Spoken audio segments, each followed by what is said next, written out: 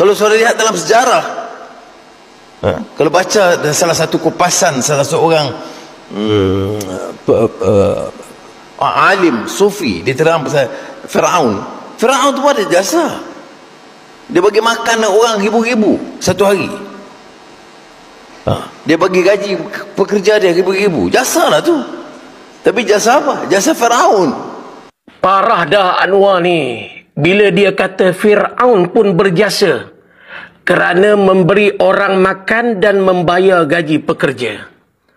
Fahaman Anwar ni bermasalah dan sangat berbahaya kerana bercanggah dengan apa yang Allah gambarkan Firaun di dalam Al-Quran. Pertama, Al-Quran tidak pernah memuji Firaun. Tidak ada satu ayat pun dalam Al-Quran yang menyebut tentang kebaikan dan jasa Firaun.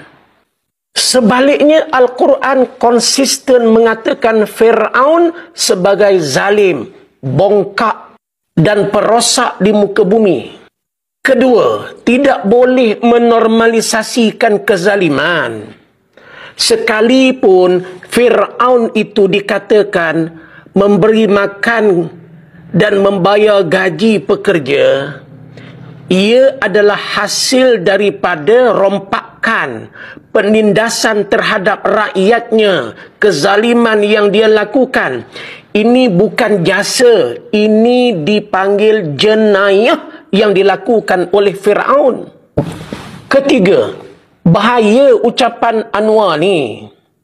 Apabila Anwar mengatakan Firaun juga berjasa, seolah-olah Anwar cuba memutihkan imej Firaun yang Allah sendiri kutuk dan laknat.